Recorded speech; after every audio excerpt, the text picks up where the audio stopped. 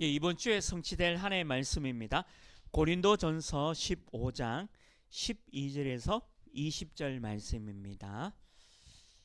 제가 가진 성경은 신약 282면에 있습니다.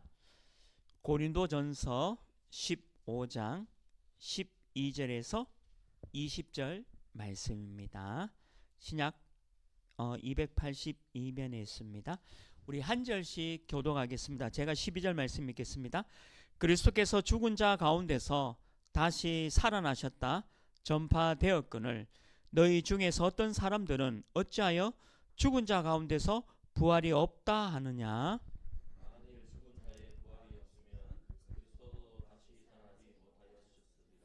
그리스도께서 만일 다시 살아나지 못하셨으면 우리가 전파하는 것도 헛것이요 또 너희 믿음도 헛것이며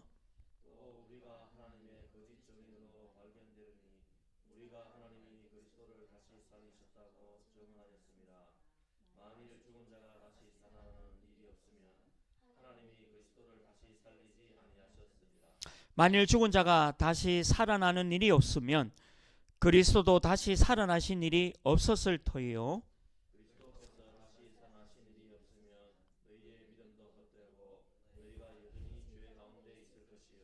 또한 그리스도 안에서 잠자는 자도 망하였으리니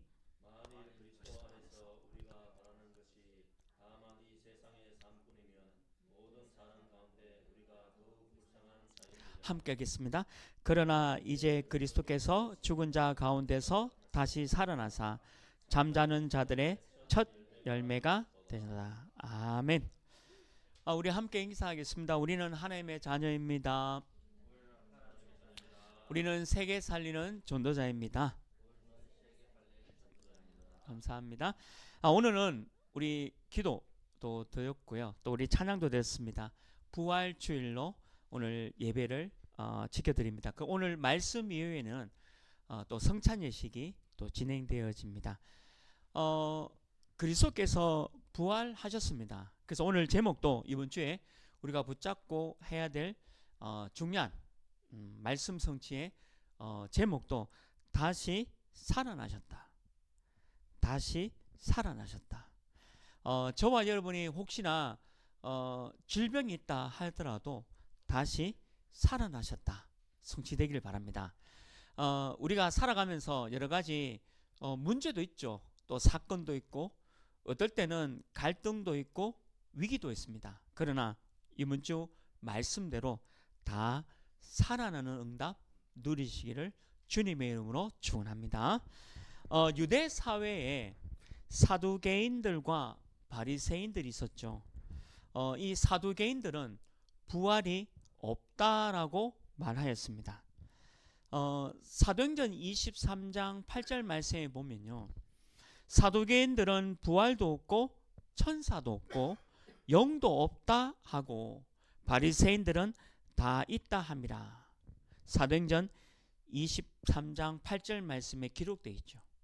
근데 이 사두개인들은요, 성전을 또 이 수호하는 역할도 감당하였고 이 성경을 해석하는 일도 관여하였고 또 정치인으로 덕망받는 사람들로 구성되어 있는 분들이 바로 사두개인들입니다.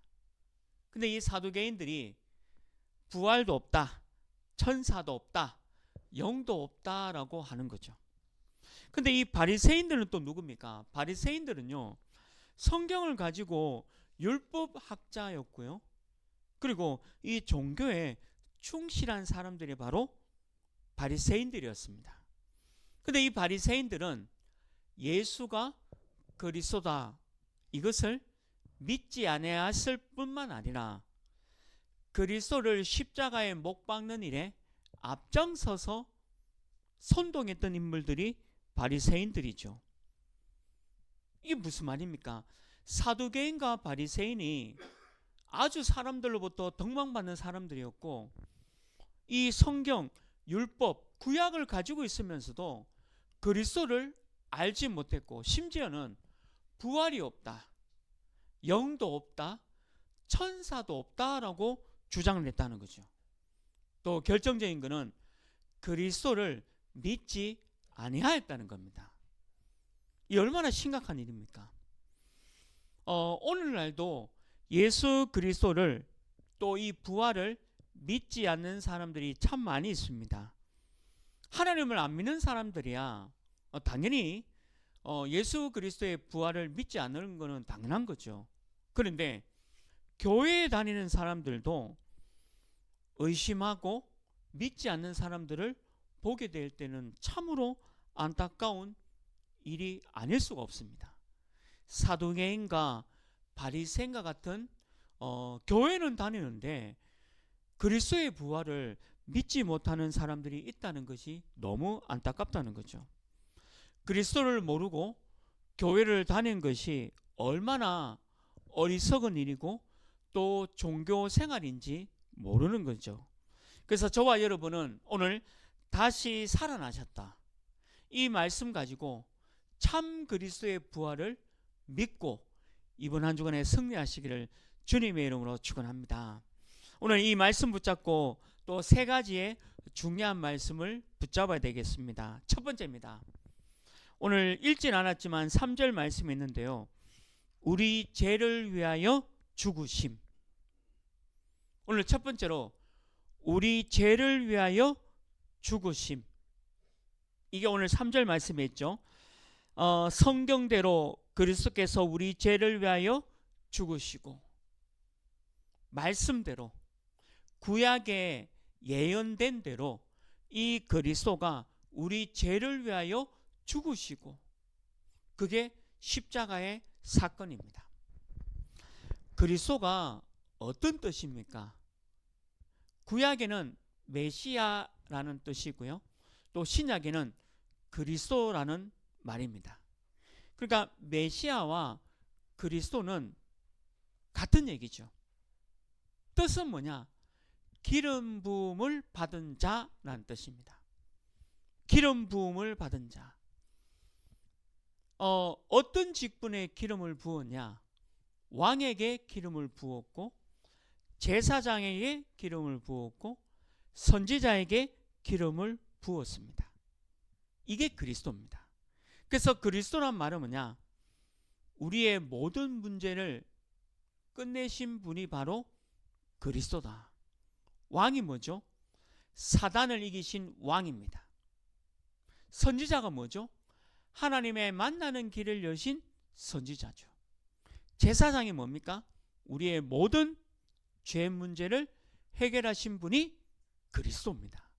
그래서 우리가 믿는 그리스도는 이렇게 왕, 선지자, 제사장으로 기름 부음 받은 자, 그분이 바로 그리스도고 예수이시다 믿는 거죠. 예수는 구원자, 그리스도는 기름 부음 받은 자. 그래서 그리스도가 우리 죄를 위하여 죽으시고라고 기록되어 있는 겁니다. 구약에는요, 창세기부터 말라기가 구약이거든요. 39권. 이 구약에는 그리스도의 탄생, 그리스도의 죽으심, 그리스도의 부활, 구약에는 너무 많이 예언되어져 있습니다.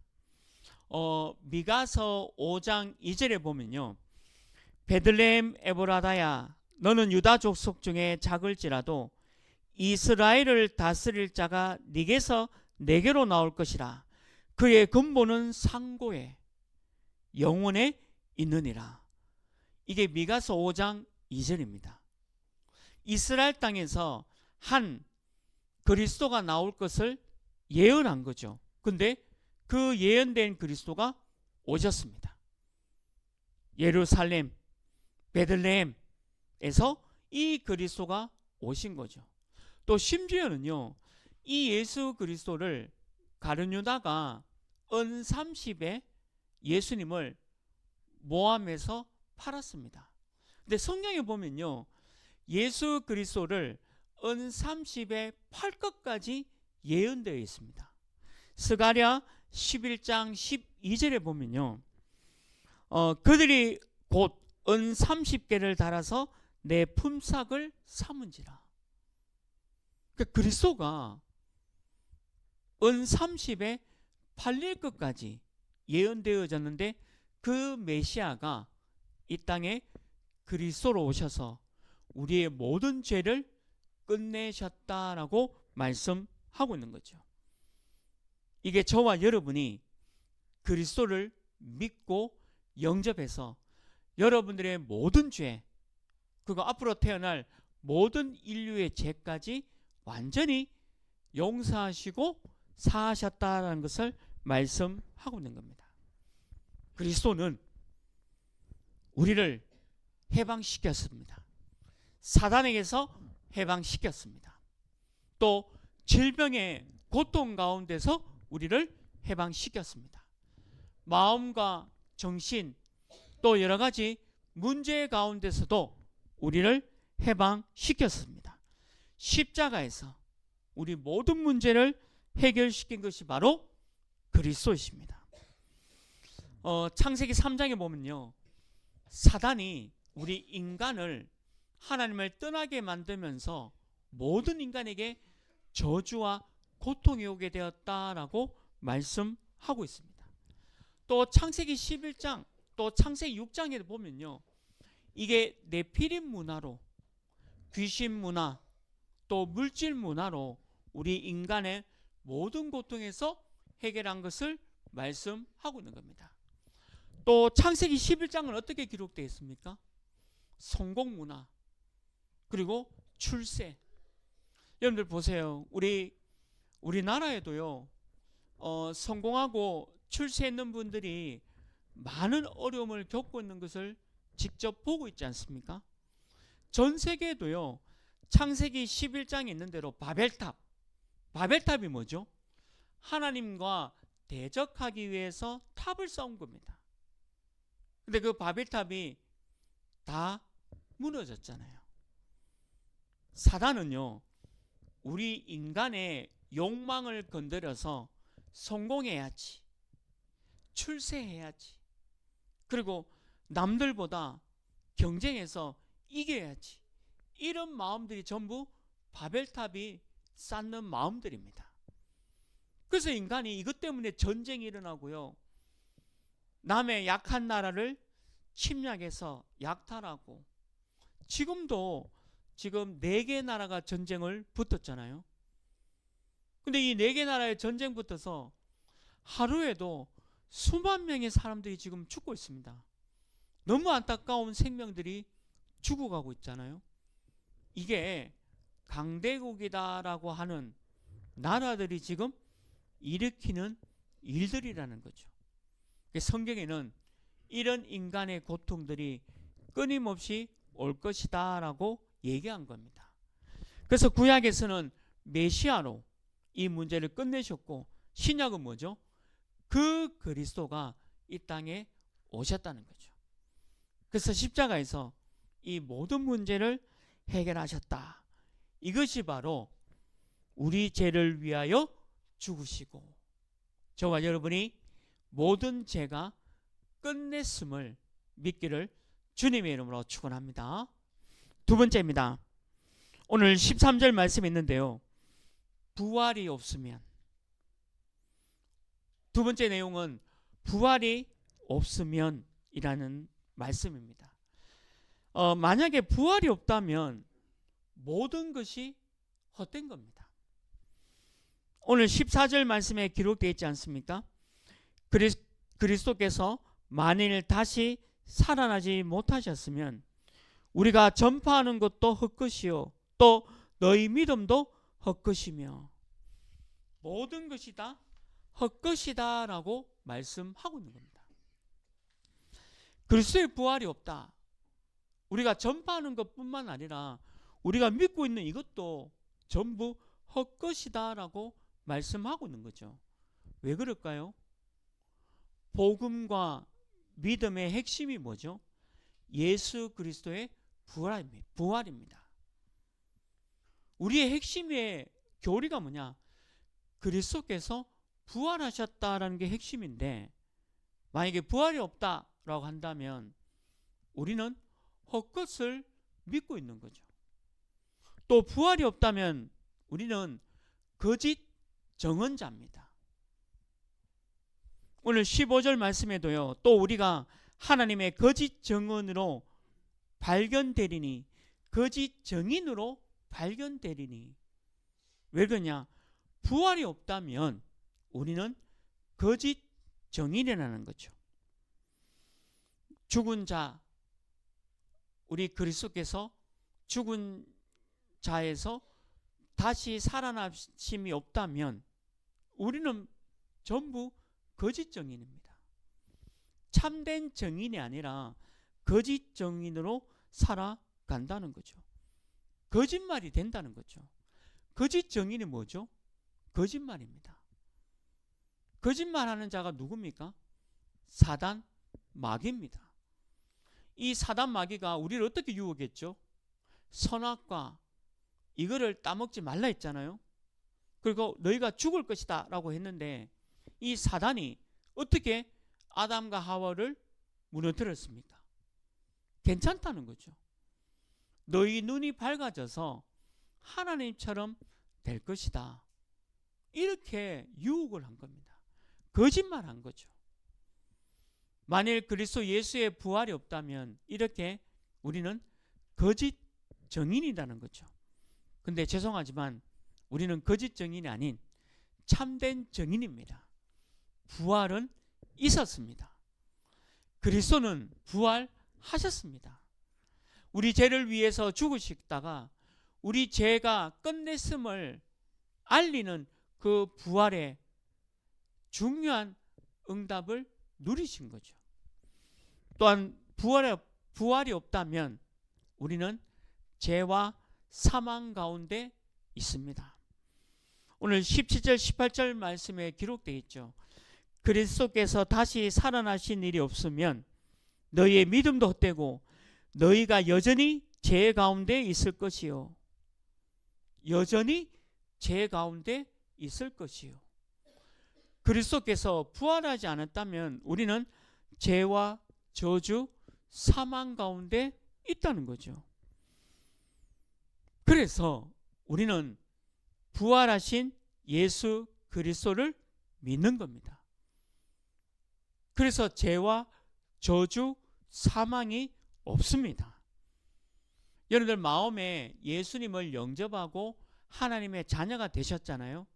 이제는 죄와 저주, 사망이 없습니다. 여러분들은 하나님의 자녀고 하나님의 중요한 축복을 누릴 구원받은 하나님의 자녀입니다. 그래서 더 이상 죄와 저주, 사망이 없습니다. 사단이 여러분들을 속이려는 할 거예요. 이 구원의 축복을 못 누리도록 속이려 할 겁니다. 하지만 여러분들이 예수 그리스도로 속지 마시고 더 이상 사망과 죄, 저주가 없음을 믿길 바랍니다. 부활이 없다면 우리는 여전히 죄와 저주, 사망 가운데 살아갈 수밖에 없다는 거죠. 부활이 없는 삶은 오늘 19절 말씀에 있는 대로 만일 그리스도 안에서 우리가 바라는 것이 다만 이 세상의 삶뿐이면 모든 사람 가운데 우리가 더욱 불쌍한 자이르라. 만약에 부활이 없는 삶이라면 우리가 불쌍한 자다라고 성경에는 기록하고 있습니다. 날씨 좋은데 오늘 예배 드리지 않고 놀러 가고 쉬고 친구들 만나고 동창회 모임이나 동호회 모임이나 가서 그냥 하루 종일 쉬는 날로 지키고 있지 않습니까? 하나님 안 믿는 사람들은 다 그렇잖아요. 근데 우리는 뭐죠? 하나님께 예배 드리기 위해서 오늘 부활주일 하나님께 예배 드리기 위해서 또 오늘 대구에 있는 모든 교회가 다 부활주일로 지켜드립니다. 사단을 이기시고 죄와 저주를 끝내시고 십자가에서 우리의 구원의 축복을 주신 그 그리스도 예수를 대구에 있는 모든 교회가 예배를 드리고 있습니다. 이게 큰 은혜잖아요. 이게 큰 축복입니다. 그래서 우리는 불쌍한 사람이 아니라는 거예요.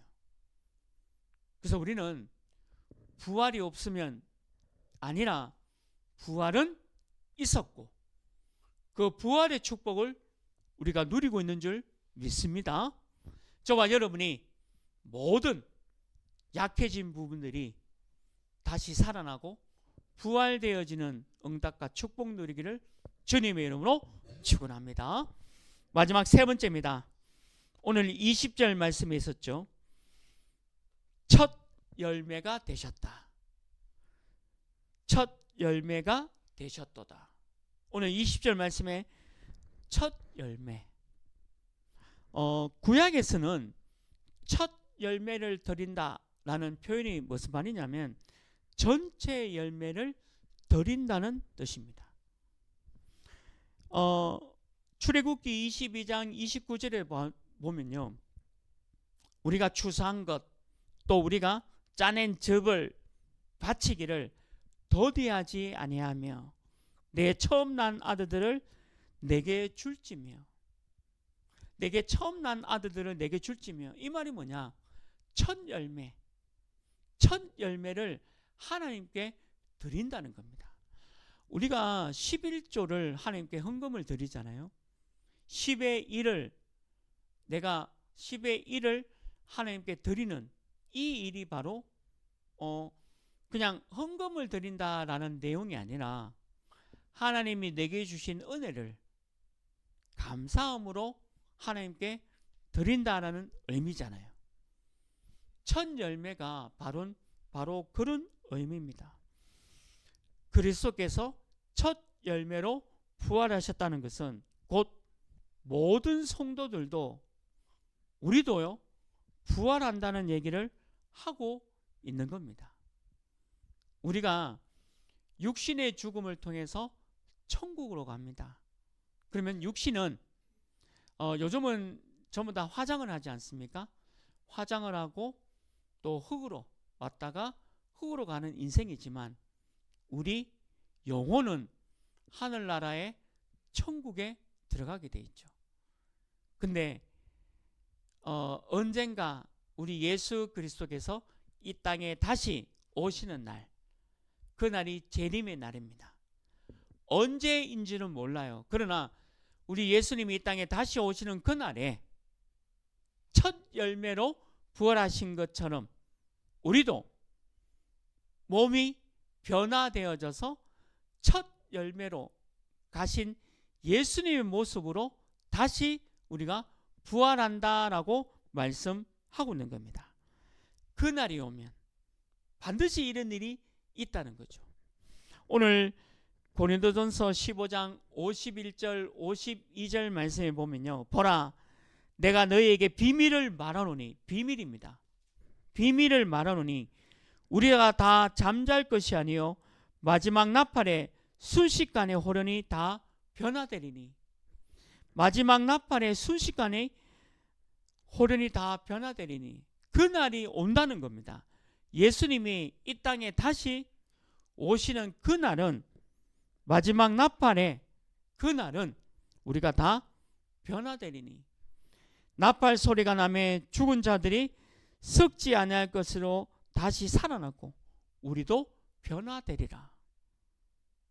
첫 열매로 우리 예수님이 부활하셨지 않습니까? 그러니까 우리도 그날은 영혼은 하늘나라에 있다가 주님이 다시 오는 그날은 우리 몸도 변화되어서 부활한다라고 말씀하고 있는 겁니다. 그 대표로 첫 열매로 그리스도께서 부활하셨습니다. 이 얼마나 비밀이고요, 그거 축복이고 응답입니까?